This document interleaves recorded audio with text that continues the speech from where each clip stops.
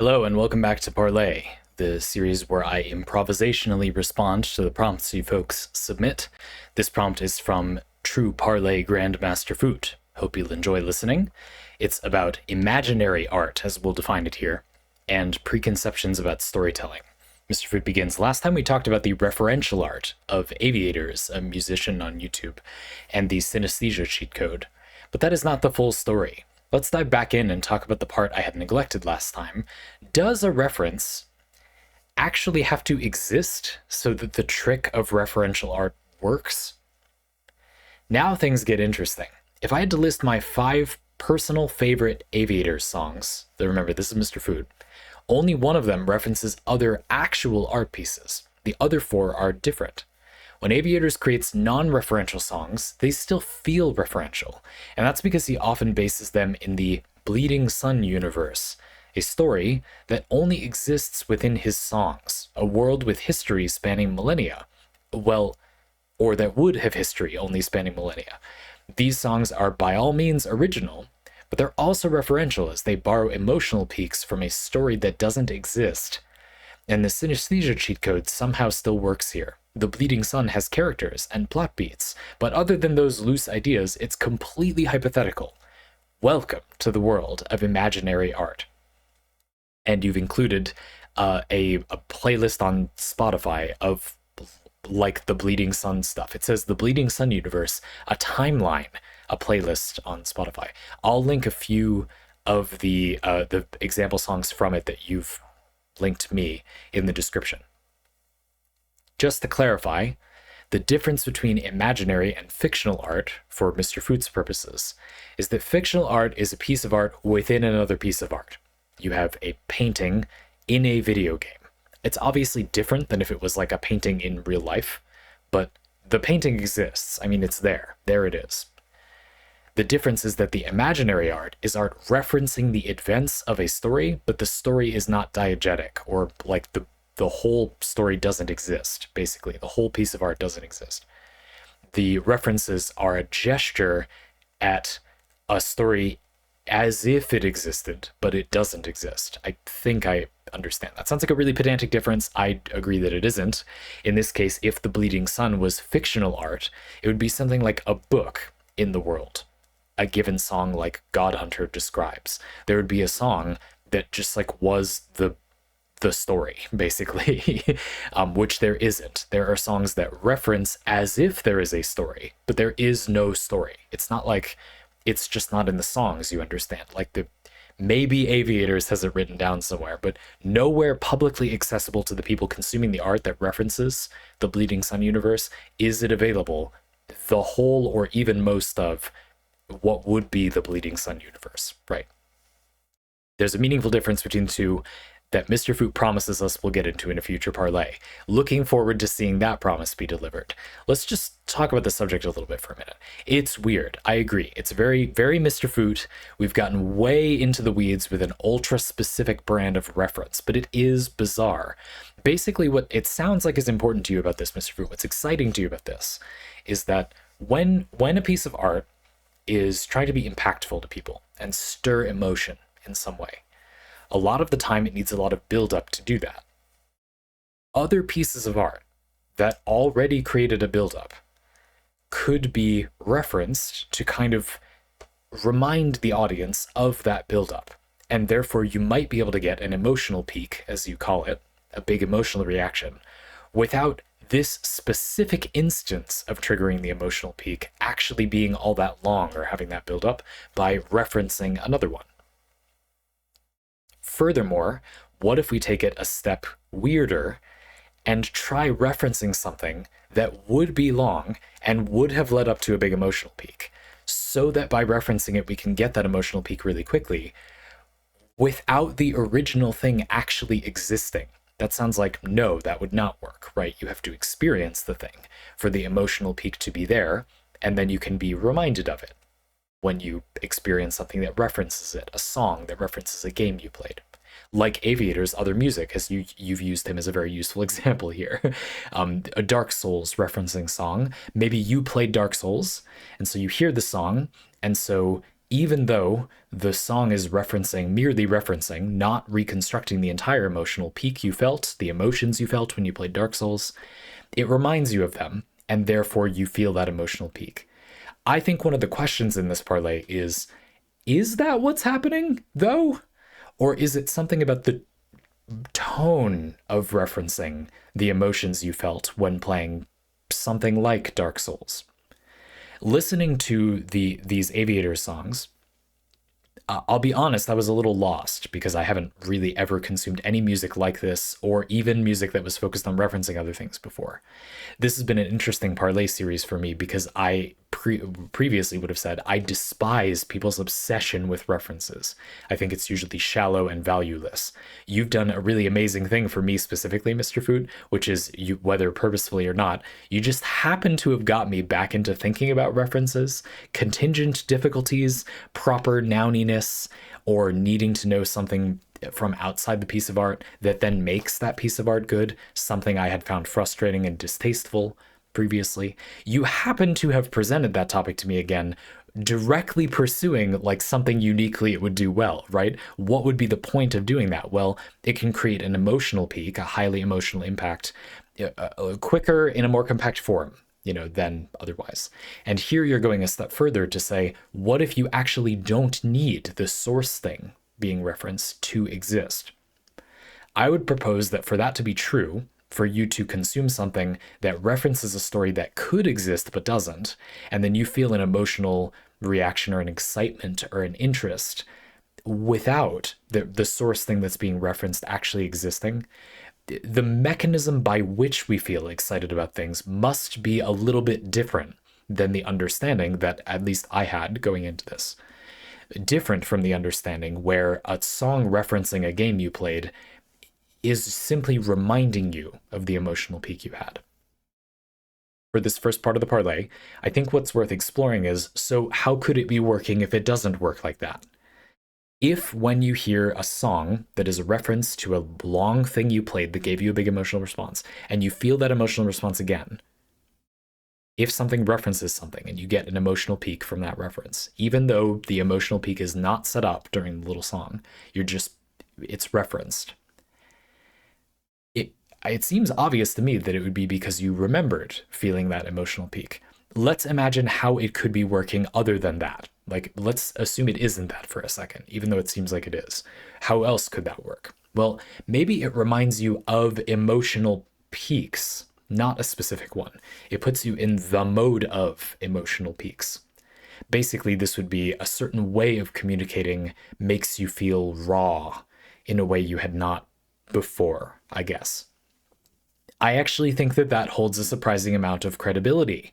I feel like a lot of those Aviators song examples you sent to me, they spoke as if this is like a large epic journey we've been on, but it just wasn't, I guess, which for me initially made me feel lost. I would imagine if you were bought into those songs, yeah, probably it kind of does feel like what's happening is it's activating the part of your brain where things are epic, I guess. For example, in college, there's something I played around with a lot, which is there's this idea in psychology that there are these sort of primordial impulses, or like the building blocks of an emotional reaction. And they have all these names, and they describe how people feel distinct ways or excited about things. And so, for example, like the phenomenon of flow could be in there. And there was another one that in this list was called fiero, basically the epicness feeling. To me, this can be thought of usefully, even if it doesn't directly correlate to the technical psychological definition. It doesn't matter. It's just an example of that feeling where you climb a mountain and you look out over the horizon at the very top of the mountain and the hairs on the back of your neck raise up, or you're watching an anime fight scene and the characters are popping off, and then one of the guys goes, "This isn't even my final form," and he uses the ability you've come to understand during the fight in a totally out of the box way that you had no idea they'd be able to do. Oh, but it makes total sense that they can do that. That's so awesome. That's badass. And you get excited and you get hyped up about that. Or a character is able to keep pushing forward because you understand the drama of the narrative means they're allowed to push themselves to the point where they would drop drop dead from effort. And so they can do that. You can see them go all the way, and it's kind of exciting to see that sometimes. That feeling, for lack of a better description. In college, I played around a little bit with this idea that you can sort of access or prod these parts of your emotional palette as a human being, get into these modes, like without anything externally prompting you to do so. The way I did this was very simply by imagining an epic thing having happened. Is that not rather close to the territory that we're probing now, where we're trying to get the person to have a big emotional reaction or impact, but there isn't any outward cause? We're just kind of evoking the materials. I don't know exactly. Maybe this is one possible explanation. We're evoking the materials for that emotional reaction from inside of them. Certainly, it's very unlikely that you would get to the point of listening to these Aviators songs without having ever before experienced like an emotional feeling like that before, don't you think? And so you're coming armed with the ingredients for that feeling. Are they here just being triggered, fired, ignited, remixed by, not sure how you want to say it, these like fantasy environments? The concepts referred to in these songs do not puzzle me. You know, they're not, we have gods that are expiring or losing prominence in the world I didn't fully understand in that one song. For example, these are not concepts that are utterly foreign to me in fiction or fantasy. That might be part of why it works. It might be that it creates this feeling. It might not even be that it is intended to create the feeling that way, but it simply is sufficient because it's a similar enough palette of emotions that your brain can kind of reconstruct the building blocks. I do feel like, as a not experienced neuroscientist, this would involve a rather interesting model of how the brain experiences things, though. I feel like it would suggest that there is a part of the brain that doesn't really care about the meaning of the pieces and is willing to remix them. It reminds me a little bit of dreams sometimes. You'll use things from your life and kind of combine them in ways, and you wake up and you consciously sort of know where the parts came from, but why are they organized like that? That doesn't have the meaning I have attached to that idea attached to it. So why was it used there? It doesn't seem like that is a symbol of that thing to me. Well, maybe it's only not a symbol of that thing to you consciously, or in the part of your brain that cares about that symbology. And if there is a neural pathway connecting vaguely this topic to vaguely that topic, and it felt epic, then it fires, even though the kind of meaning of those symbols doesn't fully work. There's an illogical part of the brain that seems not to care about that. Maybe we could argue. And so maybe this is firing those neural pathways or something. I don't know. Suffice it to say for this first section, it is certainly possible to have an emotional peak without focusing on the contents of the emotional peak. That's odd. I'm not sure I agree that's of the same value, just as an aside, but like I agree that that's possible. I think it's possible. The brain commonly has experiences where it assigns emotional weight to things, not necessarily obeying what their direct meaning or significance was, or by kind of remixing, was the term I used earlier, what those things meant to you consciously. And yet the emotional impact is felt. I bet we've all had dreams where something felt sad or happy or exciting, even though if we were to break down the things it was constructed of in our dream, they were mostly nonsensical. Like, why was it those things? Why were those characters there? I've often had these dreams where, maybe I'm sad or happy about something, but the person who is present is just an illogical character to use. Like, I would have assigned those feelings to this person in my life instead. Why is it this person? But the emotion I feel is not really less real. I just wake up and logically feel like that was a little confusing. Like, why was it like that? And so apparently that wasn't much of a roadblock in the way of, the emotional reaction doesn't require understanding as such, perhaps. Interesting. I certainly didn't understand most of these Aviators songs, and yet, I personally didn't have the reaction, but anyway, you get the point. Cool. Okay. Moving on to section 2, imaginary games beyond the invisible wall, taking it a little further than just the song referencing a world that could exist or only exists in part. Vermis is what happens when we take this concept of imaginary art even further. Vermis is a set of 2 official guidebooks for what are presumably the games of Vermis and Vermis 2. The game of Vermis does not exist, and the 2 guidebooks, Lost Dungeons and Forbidden Woods and Mist and Mirrors, are incredibly vague on what the gameplay or mechanics look like. But that doesn't mean that we cannot try to imagine what kinds of emotional peaks Vermis would evoke. Lost Dungeons and Forbidden Woods contains descriptors of the 12 character classes, or as the game calls it, the flesh you can inhabit.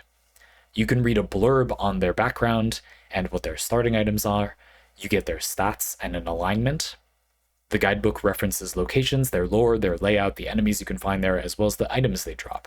These item descriptions can get very detailed, like the Ring of the Singing Fire, which you can find if you inspect the fireplace in the house without windows. The description reads, "The bearer of the ring will be able to add burning flames to a weapon upon touching the steel for a few seconds. The effect only lasts about 5 minutes. It can't be applied again until the steel loses all warmth." My point is that these guides paint a detailed picture of this imaginary game of Vermis, though leaving out a lot of critical detail. The fun in reading Vermis lies in interpreting how any of this could actually work in a real game and what playing that game would feel like. But why do this instead of creating an actual game? Wouldn't the real thing be more compelling than this imaginary nonsense?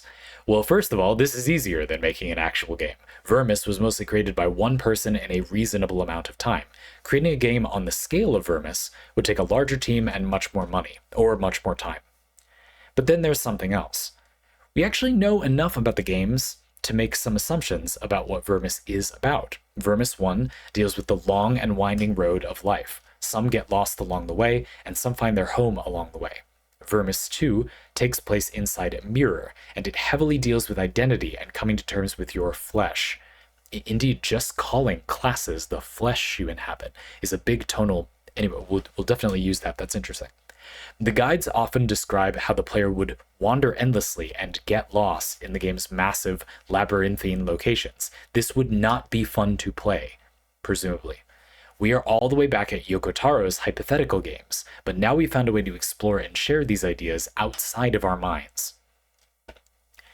I think that this is that last line is important, Mr. Food. I think you did something really good. Who cares? Like, to an extent.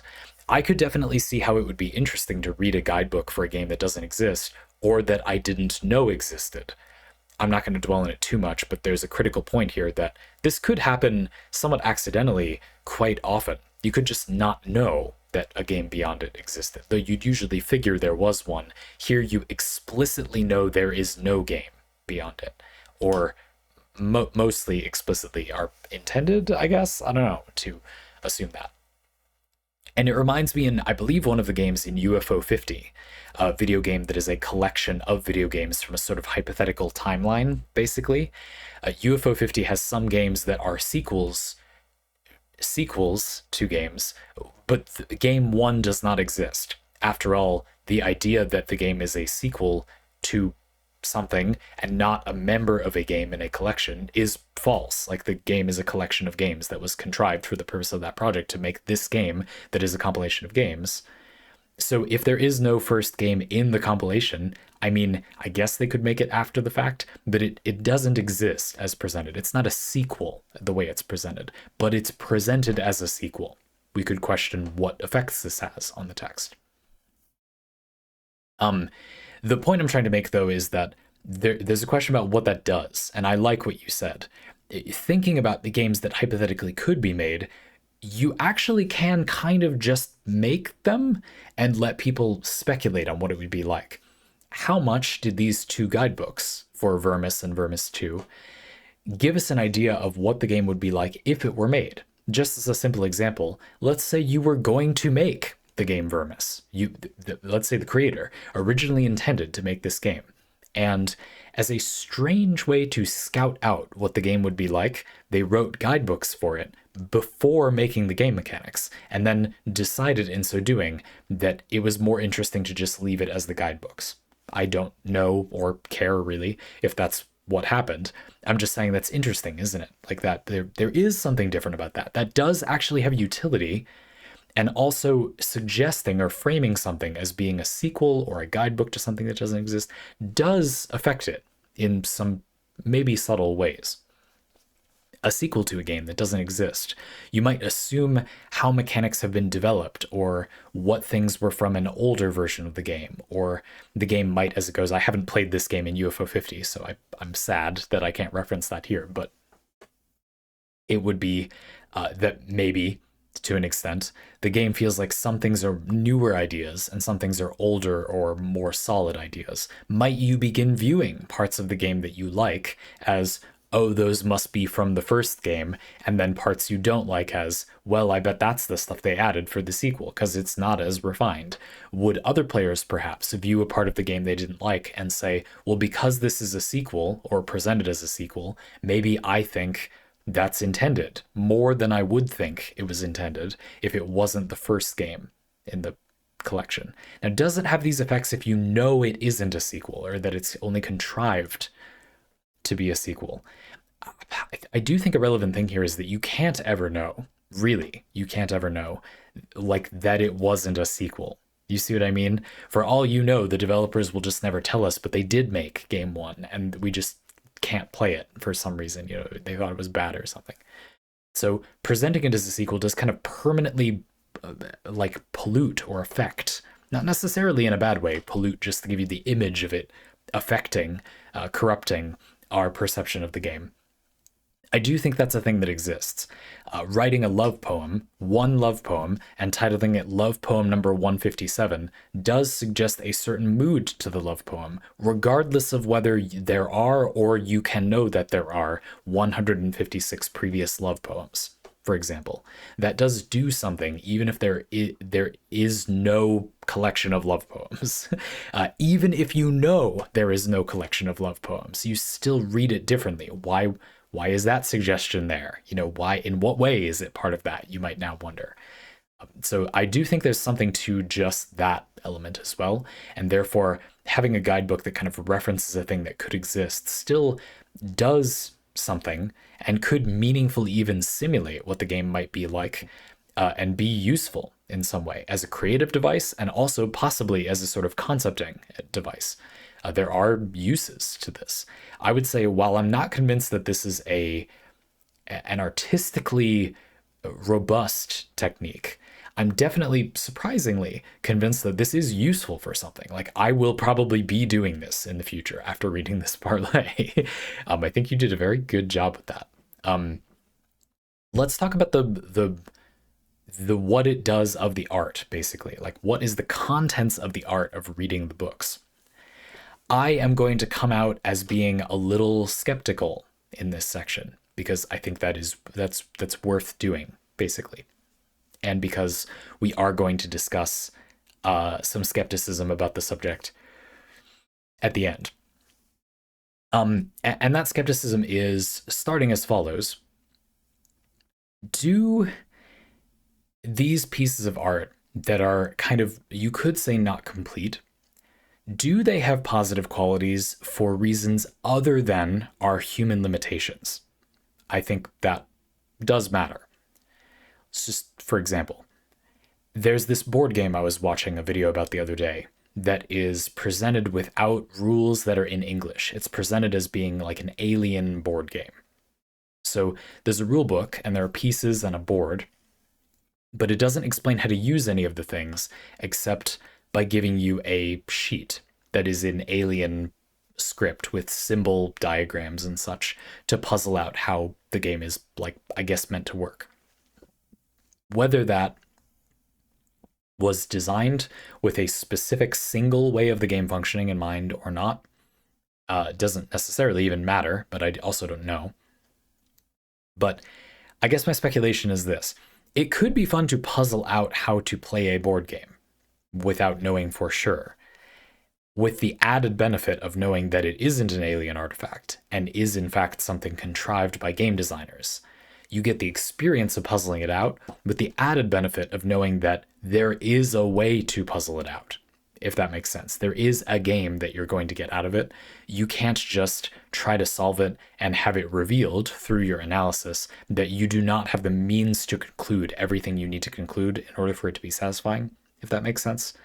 To put it another way, if you read a mystery novel, you assume the mystery is solved and revealed at the end. So you know there is a solution. You can wonder about it, not worrying that your efforts will be folly, because you know for sure, you can know for sure uniquely that there is a solution, basically, or there is a game that can be played with these pieces. And then you deduce a way of playing that game, or literally just make a game out of your own assumptions, largely ignoring the manual, and end up with a game with the pieces and play it. Is that valuable in a way that it wouldn't be valuable to play the game if you simply knew the rules? Well, yeah, you separately get to kind of like solve it. But do you see what I'm gesturing at a little bit? To some extent, I feel like it's like, yes, I can see how thinking about what the game Vermis would be like if you had the rules and we don't have the rules would be interesting. I'm not sure I agree that it would be more interesting than reading the rules for the game. It would be differently interesting, but I'm not sure I agree that's really more valuable. Again, this is the key thing for me, except that it saves the creator the time of creating those rules. It does have its own appeal. It's surprisingly similarly appealing, but I don't think it's the same appealing, basically. And you could argue that basically this is just potato, and the only reason it matters is that it's our human limited time existing. Would the Burning Sun universe be less interesting if it existed and was interesting? Probably no, I would suggest. And it's just that that would take a lot of energy to create the Bleeding Sun universe. Excuse me, the Burning Sun universe? That sounds worse. They both, I don't know. I don't like that name, but I don't know anything about it. It's actually kind of a good name for evoking what it's going to be like, though. And I don't know. Go figure. So I do have a quibble that there's a sort of element here of speculating about the limitations of human creation rather than just it is explicitly good that we do not see the piece of art, if that makes sense. Which is why I like how you framed it as more like potentially a cheat code, pretty much. The beginning of section 3, which I will actually read a little bit of early, there's a big question here. Are we just abusing the synesthesia cheat code? I feel like I live in two contradictory realities. In one, we find a way to explore these exotic ideas beyond the invisible wall without being bothered by things like execution and the physical limits of the creative process. And in the other, it's the limitations of the creative process that lead to worthwhile art in the first place, limitations that we've circumvented. Are we really going to argue that something like Vermis is just as worthwhile as an actual game with that content? Please help me understand this paradox. Yeah, and I'm kind of merging sections 2 and 3 here. I don't think that it is. I think that a lot of it is that it is interesting because we have these human limitations, but I'm not sure it is better as per se. I also want to say that I think that these things are fascinating for some other less pretty reasons. One of them is that there aren't that many of them. This is an uncommon thing to do. If there were 80% of tabletop role-playing game manuals that didn't come with their rules, that would be less interesting than that being something that existed as a curiosity, but which wasn't the norm. For one thing, I would argue a lot of the interest in a game like Vermis and Vermis 2's manuals probably comes from the existence of so many tabletop role-playing game design things. And the fact that tabletop role-playing games currently often have rule sets that are permutations of each other. So if you play a good amount of them, even if you only explore a modest number of them, you, like me, might find it surprisingly easy to speculate what the mechanics might be like, meaning it kind of doesn't not have them as much as it otherwise would. Does that make sense? On the other hand, if there was a whole category of things which you weren't familiar with the inner workings of, and most of the examples we had did not contain, like, rules or context, I don't think that would be interesting in the same way. I think it largely is interesting because we kind of do know what the rules would be like, not because they are omitted. It's more like they can be omitted because we have a lot of other examples. And therefore simulating these things for someone experienced in the medium tabletop role-playing games is kind of feasible in a way it wouldn't be otherwise. epic narratives like that of your Dark Souls, maybe, or many other fantasy properties, well, they're common. You know, a lot of us have experienced them a lot of times. And so Aviators is maybe going to be able to pull out that feeling more easily because there are more ingredients, lots of ingredients readily available to remix, and they aren't often remixed. I think that is important. And if this were to be done a lot, you know, I feel like you could probably test this. If we could find a medium that many people or we are not that familiar with, and then make some imaginary art in it, make some things that are kind of incomplete, that the thing being referenced doesn't exist, we could then see, is it then disorienting to imagine what that would be like? I definitely think it is because of our context, and therefore you could argue these are a little, if not parasitic, they rely on the medium being robust already. They only reference an emotional peak you're familiar with or are appreciable without their full context because you do usually have the full context, I would argue, and that it wouldn't really work if everything was just like vague and you were left to put it together yourself. That would not be the same. I think because this is uncommon, it works much better than it otherwise would. Therefore, this is an inherently very limited technique. If you constantly have people in a narrative in your fantasy game spouting off about how the Battle of Glungelstocht went so far in favor of the Glorchnal people, that will wear thin in a way it wouldn't if you did it one time. And suddenly it's like, oh, there's this key event, you know? I feel like I've experienced this many times in fiction or fantasy, and it's really interesting how the amount of the text we get and the kind of text it is affects our understanding.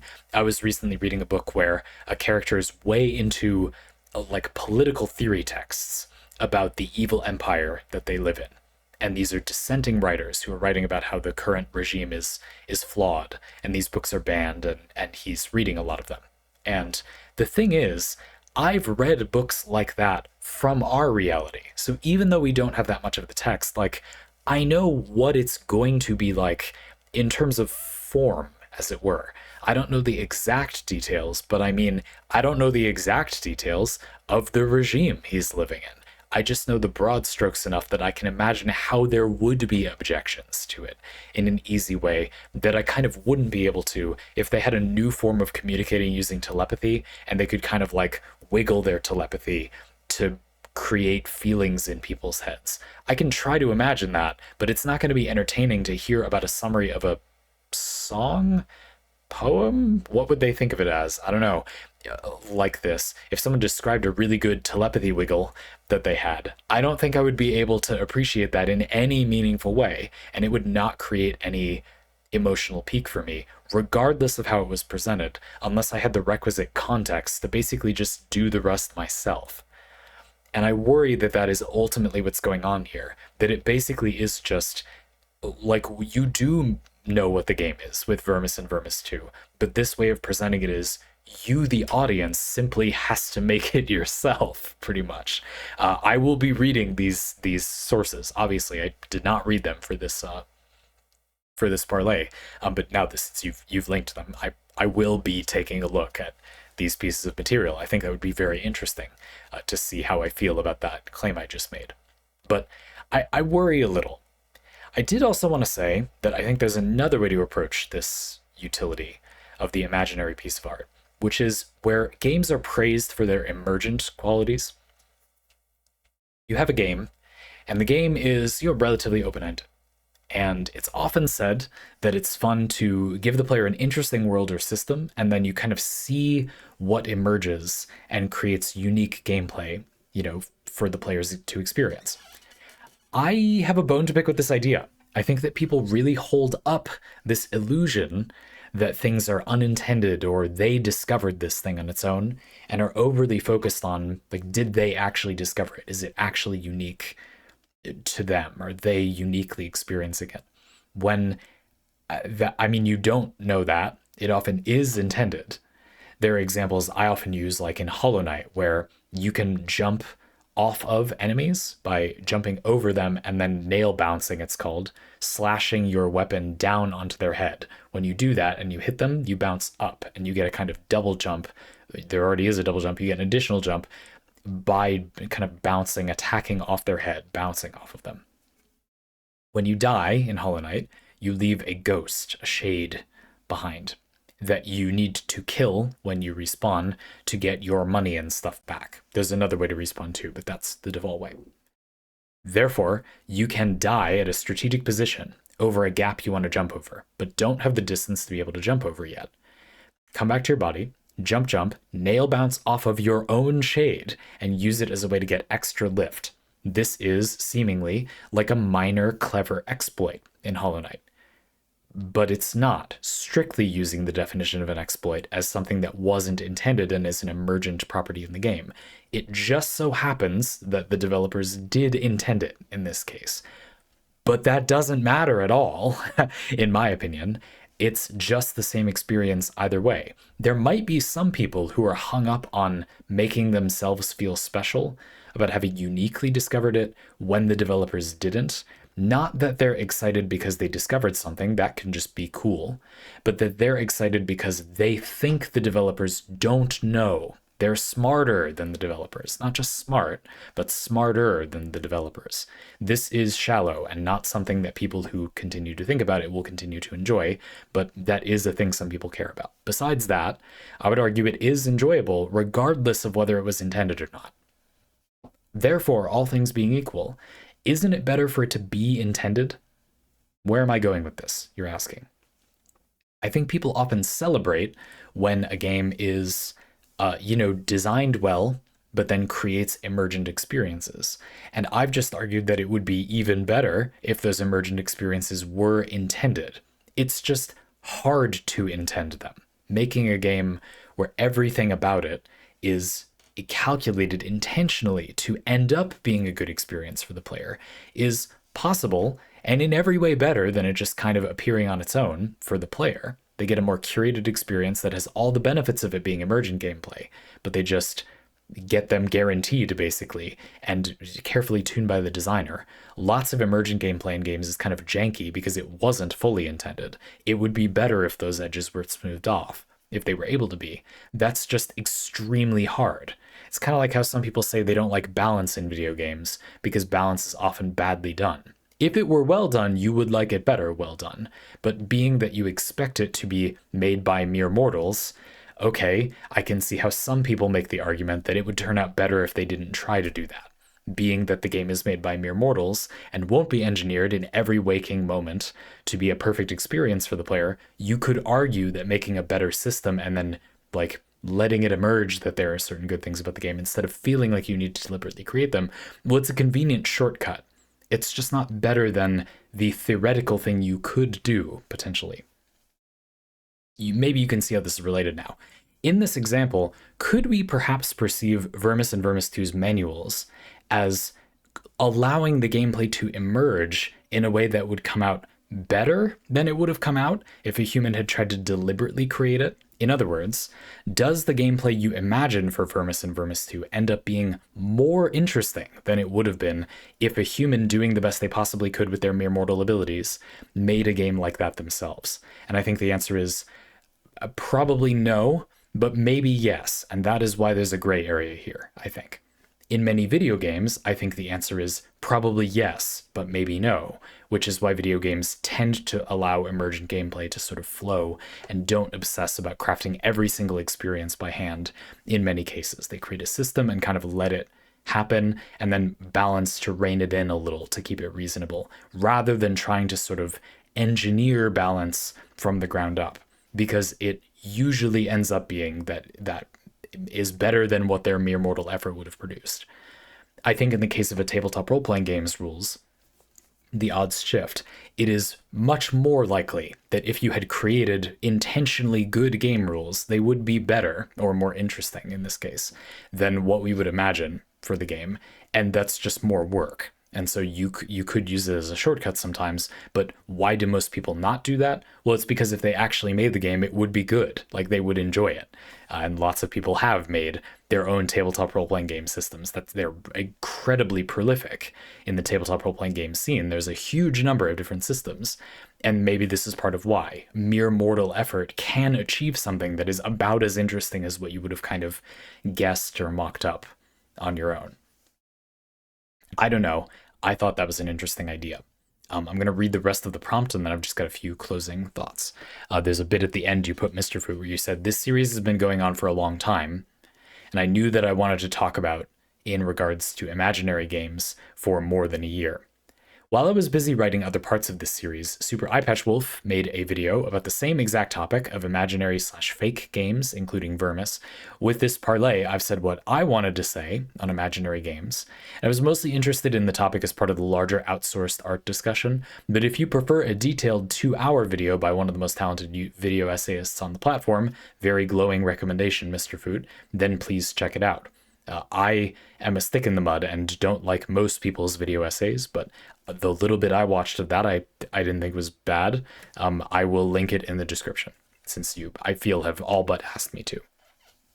I think that the main thing here, yes, is in the broad stroke of the rest of the discussion. I didn't dwell on it at the beginning of this parlay, but indeed, I feel like the previous parlay is quite connected to this. You know, if you're interested in this, I might go watch that one. The previous Mr. Foot parlay, which is called what specifically? Because I feel like the context we set up in that parlay was really interesting and relevant to this discussion, and something that you might be interested in if you found this topic cool. It was called References and the Synesthesia Cheat Code. The thumbnail is a pile of books with a rainbow of colors in a window. You might enjoy that. I will try to link it in the description. This is going to be a lot of links, but that's okay. I think that's relevant to this one, even more than these are already part of a series. Because as you say, Mr. Foot, it's kind of like, what can we do within this space? And then we might be left to conclude at the end of this little arc of this series, what ways of manipulating, like the way people have an emotional experience, do we feel like have more potential? This one isn't a curiosity, but that I would argue maybe doesn't have very high potential. It's not going to be useful that often, or it's better, I suggest, that the less it is used. Like if you use it too much, it's not going to be as effective, and you'll kind of run out of materials, or put the audience in a place where they don't have the materials to construct the emotional peak on their own, if that is what is happening. I speculated that that's like how it works. I don't know. Very, very strange, but a delightful topic that I hope you enjoyed. I did. I think this is a cool section of these parlay. And certainly we have some examples coming that anyway, I won't say anymore. Thank you for this prompt. Folks, if you want to get your own parlay like this one, you can do that using a link in the description. You can submit whatever you want, your own prompt, short or long. Doesn't have to be like this, doesn't have to have a lot of examples if you don't want it to. We get prompts of all strokes all the time, but it's fun that we have a mix of them. Personally, I'm always in my happiest with parlay when there's a variety of prompts. So whatever you want to prompt, I'm sure I would enjoy it. Looking forward to the next one.